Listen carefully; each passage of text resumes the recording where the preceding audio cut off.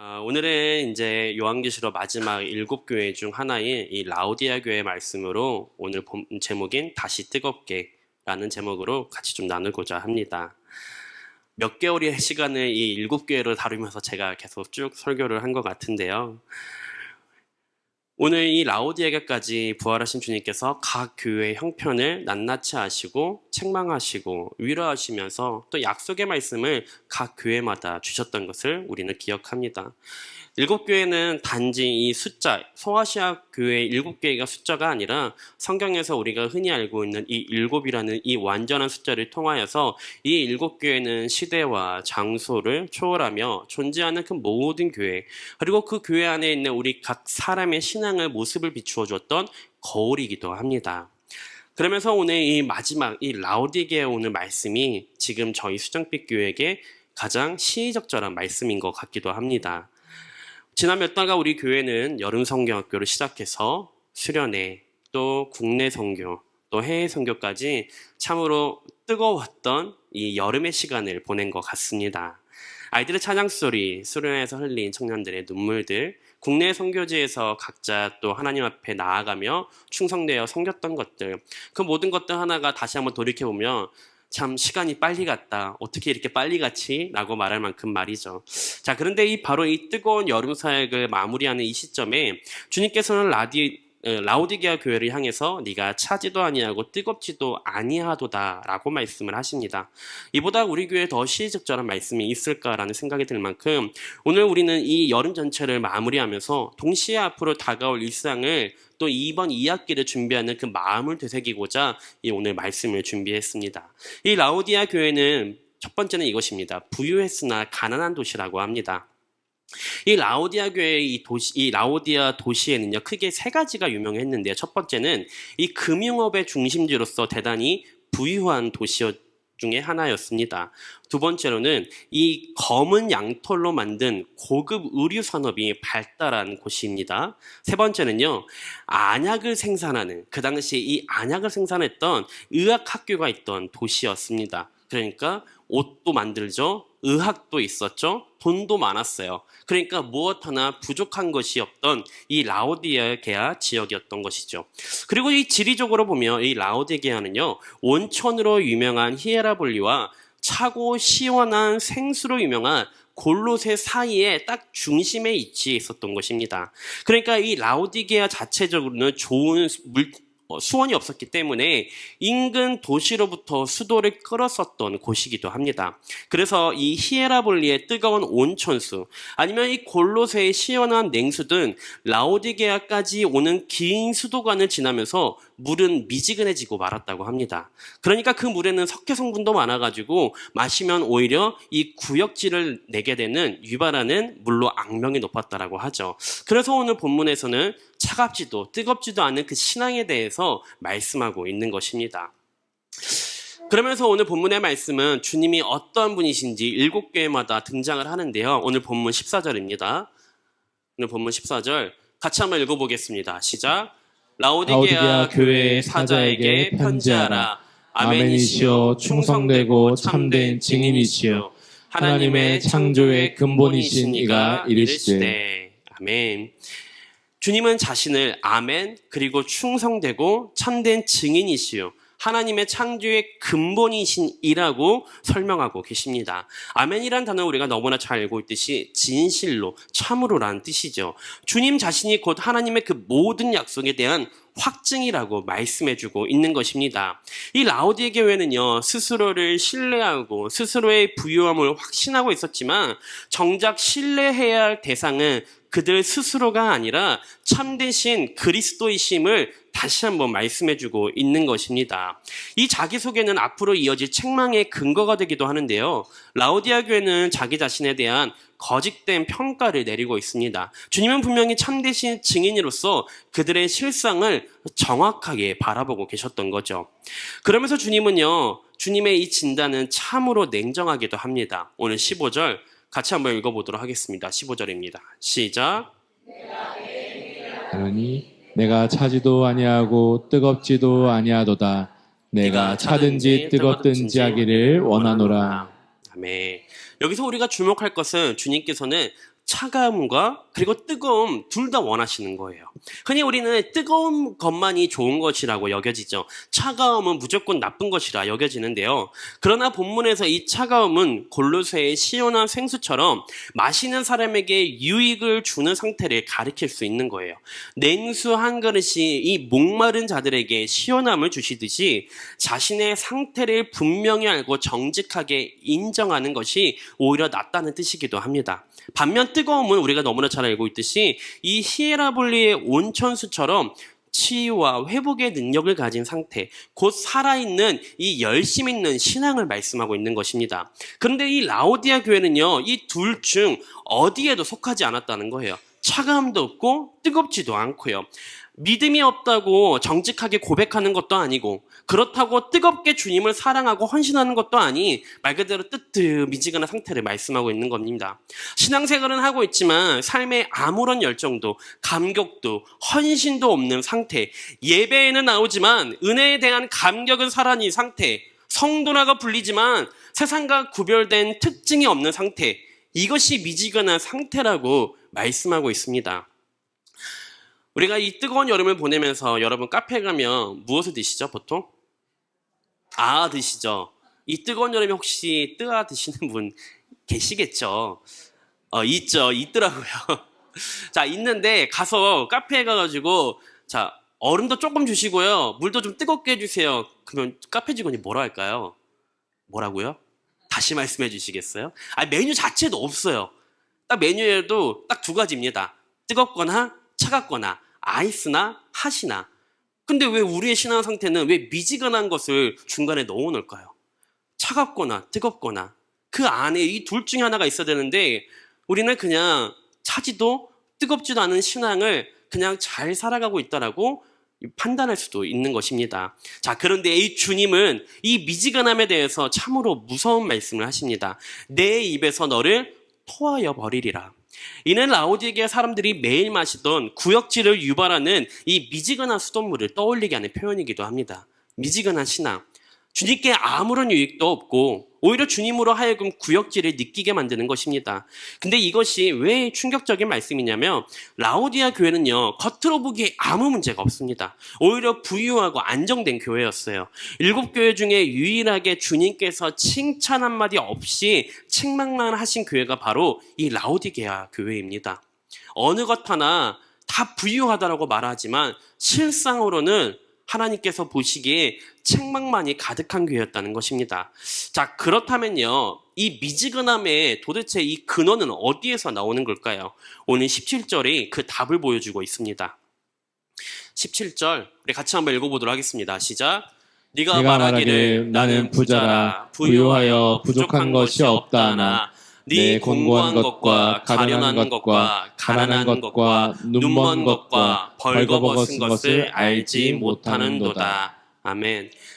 라오디아 교회의 이 근본적인 이 미지근함의 문제는 바로 자기 인식의 오류입니다. 곧 영적인 자기 기만을 말하고 있는 거예요.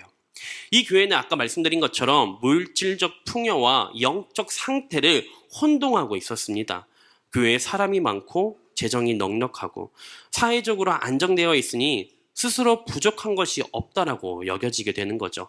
그러나 주님의 눈에는 정반대로 보여집니다.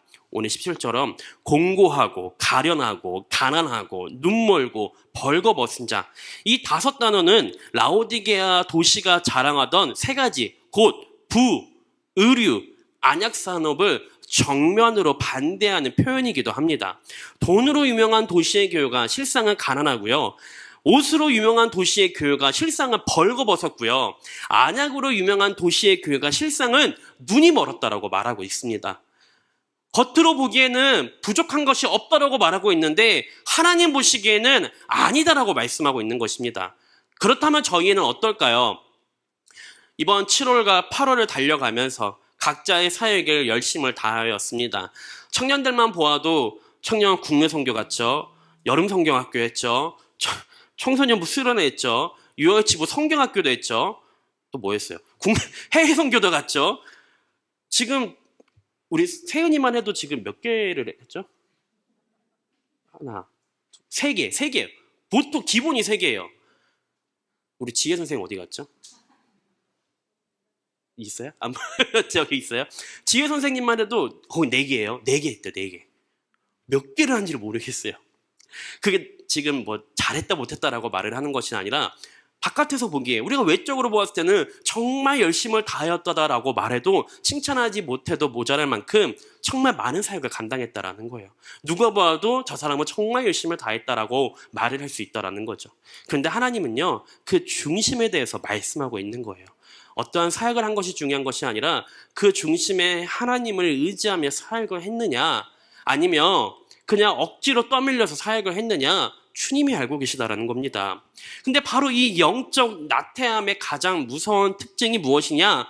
스스로 문제가 없다고 여기기에 회개할 필요를 느끼지 못하는 것, 하나님이 이것에 대해서 말씀하고 있는 것입니다. 사대교회는 살았다 하는 이름은 가졌으나 죽은 자라고 말했지만, 그러나 라오디아 교회는 한 걸음 더 나아가서 죽은 줄도 모르고 오히려 자신이 건강하다고 부유하다고 착각하고 있는 그 교회에 대해서 말씀하고 있는 거예요. 가장 위험한 상태가 무엇이냐? 큰 죄를 짓고도 괴로워하지 않는 상태가 아니라 아무 문제가 없다고 스스로 확신하며 안주하고 있는 것. 이것이 우리가 가장 경계해야 될 하나 중에 하나라는 것입니다. 가장 경계해야 될 상태 중에 하나. 아무 문제가 없다고 여기지는 상태가 하나. 우리가 열심을 사역했지만 하나님 내가 오늘 열심을 다했죠? 저 정말 잘했죠? 물론 하나님이 칭찬해 주시겠죠. 근데 그것보다 더 중요한 건 나는 어떻습니까? 우리 스스로가 어떤지 돌아봐야 된다는 것입니다. 그러면서 주님은 여기에서 멈추지 않으시면서 책망 후에 곧바로 처방을 주십니다. 18절, 우리 18절 한번 읽어보도록 하겠습니다. 시작. 내가 너를 권하노니 내게서 불로 연단한 금을 사서 부유하게 하고 흰옷을 사서 입어 벌거벗은 수치를 보이지 않게 하고 안약을 사서 눈에 발라보게 하라.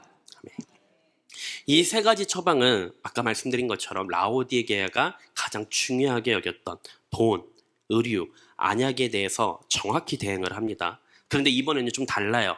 주님에게서예요. 주님에게서 사야 하는 참된 부요함, 참된 의로움, 참된 영적 시력을 주님이 주시겠다라고 말씀하고 있습니다. 불로 연단한 금은 시련과 연단을 통하여서 순도한 그 높아진 믿음, 곧 값싼 신앙이 아니라 대가를 치르고 얻는 진실한 믿음을 가리키는 것이며, 흰옷은 그리스도의 의로 옷 입는 것, 곧 우리의 벌거벗은 수치를 가리시는 하나님의 은혜에 대해서 말씀하시는 것이며, 안약은 영적인 눈이 열려 자기의 실상과 하나님의 뜻을 바라보게 되는 그 은혜를 가리키고 있는 것입니다. 그러면서 이 모든 것을 주님에게서 사라고 말씀하고 있는 거죠. 근데 그 주님이 우리에게 무엇을, 그 은혜를, 어떤 은혜를 주신다고 말씀하시죠? 값없는 은혜입니다. 돈 주고 살 수 없는 그 값없는 은혜를 내가 너에게 주겠다라고 말씀하고 있는 것입니다. 그러면서 이 19절은 이 모든 준엄한 책망의 이유를 분명하게 말씀하고 있는데요. 우리 19절 한번 읽어보도록 하겠습니다. 시작. 물은 내가 사랑하는 자를 책망하여 징계하노니 그러므로 네가 열심을 내라 회개하라. 아멘. 이 라오디게아 교회를 향한 이 준엄한 말씀은 미움에서 나오는 것이 아닙니다. 사랑에서 나온 것이죠. 히브리서 기자도 주께서 그 사랑하신 자를 징계하시고 그가 받아들이시는 아들마다 채찍질 하심이라. 아멘. 부모가 사랑하는 자녀를 훈계하듯 주님은 그 라오디게아를 사랑하면서 그에게도 훈계를 주시고 책망하신다라고 말씀하고 있습니다. 근데 그 책망의 목적은요, 정죄가 아니에요. 여러분 헷갈리지 마시길 바랍니다. 정죄가 아니라 그 안에 회복을 말씀하고 있는 거예요. 열심을 내라. 그리고 회개하라. 여기서 이 열심을 내라는 다시 뜨거워지다. 이 말씀, 이 헬라 원문이기도 합니다. 다시 뜨겁게. 다른 말로 표현을 하면요, 열심을 내라. 다시 회개하라. 이 말씀을 하고 있는 겁니다. 우리 열심을 사역을 했잖아요. 근데 무슨 회개를요? 우리 열심히 지금 7, 8월 열심히 달려왔잖아요. 근데 하나님은 이 사역에 집중하시는 것이 아니라 우리 각자 한 분 한 분 각자의 스스로에게 집중하고 계시다는 거예요. 무엇을 놓치고 있는지 하나님은 더 잘 알고 계실 겁니다. 무엇을 놓치고 계십니까? 첫사랑이요? 아니면 뜨겁지도 차갑지도 않은 그 미적지간 신앙에서 버티고 계십니까? 내가 사역하고 있다고 말하면서 내가 국내 선교 열심히 참석했다고 하지만서도 그 안에 정말 기쁨으로 참여했는지는 여러분이 더 잘 아시겠죠. 해외 선교도 마찬가지일 거고요. 중요한 건요, 하나님이 여러분의 마음과 그 신앙을 아시면서 분명하게 다시 말씀하고 있습니다. 회복하라고요. 그리고 회개하라고요. 회개하지 않고는 회복할 수 없습니다. 그러면서 오늘 본문에서 가장 유명한 구절이 오늘 20절 말씀인데요. 우리 20절 한번 읽어보도록 하겠습니다. 시작. 볼지어다 내가 문 밖에 서서 두드리노니 두드리노니 누구든지 내 음성을 듣고 문을 열면 내가 그에게로 들어가 그와 더불어 먹고 그는 나와 더불어 먹으리라. 아멘. 이 구절은 흔히 우리가 믿지 않는 자들에게 전도할 때 인용되기도 하지만요, 본래의 문맥은 이미 그리스도인이라 자처하는 이 라오디게아 성도에게 향한 말씀이라는 것을 우리가 놓치지 않아야 합니다. 그리스도께서는 자신의 교회, 자신의 몸이라 불리는 공동체의 문 밖에 계시다라고 오늘 이 본문의 말씀을 하고 있습니다. 그들의 미지근함과 안일함과 자기만족이 주님을 문 밖으로 밀어내고 있는 것입니다. 그러나 주님은 문을 부수고 강제로 들어오지 않으시며 두드리시면서 기다리신다고 말씀하고 있는 거예요. 이것이 은혜입니다. 주님은 우리의 자유로운 응답을 기다리시면서 오늘도 우리 마음의 문, 우리 가정의 문, 우리의 교회의 문을 두드리고 계신 것입니다. 함께 먹으리라는 표현은 당시 문화에서 가장 친밀한 교제를 상징하는 표현이기도 해요. 주님이 원하시는 것은 단지 우리의 순종이나 종교적 행위가 아니라 인격적이고 친밀한 교제를 우리에게 원하신다라고 말씀하고 있습니다. 오늘 우리의 신앙생활에서 사라진 것이 바로 이 하나님과의 친밀한 교제가 아닙니까? 우리는 예배당에 나오고 봉사하고 헌금하면서도 정작 우리 하나님과의 인격적인 사귐은 잃어버린 채 살아가고 있지 않냐라는 말입니다. 오늘 우리는 어떻게 살아가고 있습니까? 각자에게 주어진 자리에서 봉사하며 섬기며 살아가고 있으면서 우리는 주님 앞에 얼마나 기도하며 얼마나 주님 앞에 내 스스로를 바라보고 있습니까? 다시 뜨겁게 이 여름의 사역을 이제는 끝났습니다. 이 여름의 사역은 이제 마무리할 시점이 되기도 했죠. 그러면 이제는 우리 스스로 나 자신을 돌아보아야 할 시간이 이제 얼마 남지 않은 이 여름방학의 시간을 한번 돌아보시길 바랍니다. 그리고 이제 2학기에 들어가야 되겠죠. 시간이 빨랐죠. 시간이 금방금방 가죠. 그러면서도 시간이 아무리 빨리 갔지만서도 기억해야 될 것은 내가 그 자리에서 무엇을 했냐가 아니라 내가 하나님과의 어떤 교제를 가졌느냐가 아주 중요한 말씀이기도 합니다. 그러면서 오늘 이 무서운 책망의 편지는 놀랍게도 7편지 중 가장 영광스러운 약속으로 마무리됩니다. 오늘 21절입니다. 같이 한번 읽어보겠습니다. 시작. 이기는 그에게는 내가 내 보좌에 함께 앉게 하여 주기를 내가 이기고 아버지 보좌에 함께 앉은 것과 같이 하리라. 아멘. 미지근했던 자, 자기 기만에 빠졌던 자라도 회개하고 문을 열어 주님을 영접하면 그리스도와 함께 아버지 보좌에 앉은 것 같이 내가 함께 하겠다라고 오늘 본문에 말씀하고 있습니다. 하나님의 보좌에 앉는 그 영광, 이보다 더 큰 은혜의 반전이 있을 수 있을까요? 주님의 심판은 언제나 회복과 함께 열려 있습니다. 오늘 우리가 미지근했다면 오늘 바로 다시 이 문을 여는 날이 오늘이 되기를 주님의 이름으로 축복합니다. 7교회를 관통하는 하나님의 음성은 하나입니다. 이기는 자에게 주시는 약속의 말씀이죠. 생명나무 실과 사망의 해를 받지 않고 감추었던 만나와 새 이름, 흰옷과 생명책, 그리고 오늘 그리스도와 함께 보좌에 앉는 그 영광까지 주님은 완전하지 못한 교회들에게 완전한 약속을 주고 계십니다. 우리의 신앙도 어찌 보면 완전하지 않죠. 누가 완전한 자가 있을까요? 하지만 그 주님은 이기는 자가 어떤 이기는 자인 줄 아십니까? 끝까지 붙드는 자가 이기는 자입니다. 하나님을 끝까지 붙드는 자가 이기는 자이며 그리고 붙들고 나아가는 자에게 이 크신 약속을 주님은 분명히 약속하셨던 것입니다. 오늘 우리에게 주신 그 약속의 말씀을 여러분 기억하시길 바랍니다. 붙드는 자, 끝까지 주님의 약속을 저버리지 않는 자, 하나님은 그 약속의 말씀을 기억하시면서 분명히 우리에게 이 7교회에게 주셨던 약속의 말씀들을 분명히 성취해 나갈 것입니다. 이 여름의 사역을 마쳐가면서 여름의 뜨거운 열기가 지나가고 다시 일상으로 돌아갈 때 우리의 신앙을 꼭 한번 돌아보시길 바랍니다. 수련회에서 흘렸던 눈물과 결단이, 선교제에서 느꼈던 하나님 나라를 향한 열정이 몇 주 지나면 언제 그랬냐는 듯 미지근하게 식어버리는 것이 우리 신앙이기도 합니다. 국내 선교가 마친 것이 단 며칠도 되지 않았죠. 카자흐스탄도 갔다 온 지 얼마 되지 않았죠. 그러면서 라오디게아 교회처럼 우리 수정빛 교회는 이만하면 되었다. 우리 교회는 이미 부유하다. 우리는 할 일을 다 했다. 가 아니라 자기 만족에 안주하는 교회가 될 것이 아니라 하나님이 주신 그 은혜의 자리로 하나님, 그럼에도 불구하고 나와 하나님 관계에서 여전히 부족한 것이 무엇이 있습니까? 내가 하나님 앞에 놓친 것이 무엇이 있습니까? 내가 열심히 사역을 다 했는데 너는 누구냐라고 말한다면 얼마나 가슴이 아플까요? 하나님, 내가 그 하나님 앞에 무엇으로 바로 서 있는지, 하나님의 말씀과 하나님의 약속의 말씀이 우리 앞에 바로 서 있지 않으면요, 우리의 신앙은 흔들릴 수밖에 없습니다. 그냥 한낱 과거의 회상, 과거의 추억이 될 수밖에 없습니다. 우리가 그러려고 선교 나간 것, 그러려고 수련한 것이 아니지 않습니까? 가서 만났던 우리 또 간증문을 다 꼼꼼히 살펴보지 못했지만 이 간증문을 보면 하나같이 느꼈던 것이 무엇이냐면, 전도하는 것이 이렇게 힘든 거구나. 어렵죠. 너무나 어렵죠. 근데 한 영혼이 주님 품에 돌아왔을 때 하나님 얼마나 귀하다라고 말씀하셨을까요? 근데 그러하듯이 우리도 마찬가지입니다. 그들은 주님 품에 돌아갔는데 우리가 주님 품에 못 돌아가면 무엇이 의미가 있을까요?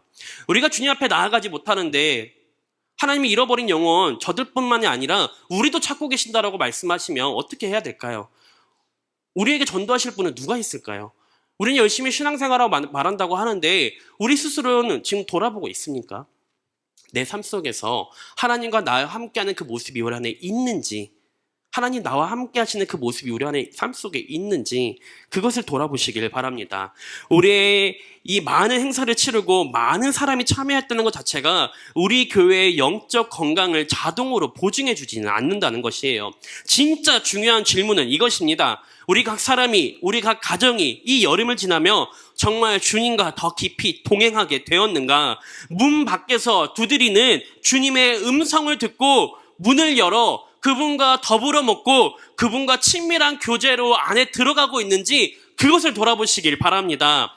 여름의 사역은 끝났지만 신앙의 열심은 끝나지 않았습니다. 오늘 이후로 이어지는 이 평범한 사역과 평범한 일상 가운데 평범한 주일, 평범한 이 새벽 기도가 바로 우리가 이 여름의 뜨거움을 계속 이어갈 진짜 무대라는 것을 여러분 기억하시길 바랍니다.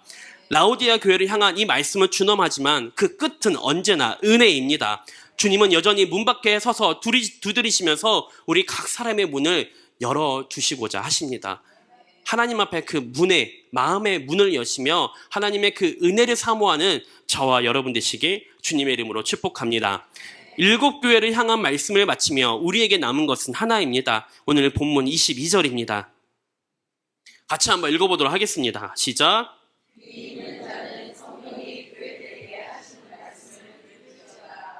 아멘. 오늘 우리가 이 말씀을 듣는 귀 있는 자가 되어 이기는 자에게 주시는 그 영광스러운 약속을 향해 끝까지 함께 나아가는 우리 수정빛 교회가 되기를 주님의 이름으로 축복합니다. 아멘. 이 학기 다시 달려갈 새 힘을 오늘 이 시간 구하시길 바랍니다. 아멘이 너무 작은데요? 지치셨습니까? 그러면 뭐라고? 아니요. 지치지 마시길 바랍니다. 지칠 수 있죠. 힘들 수 있죠.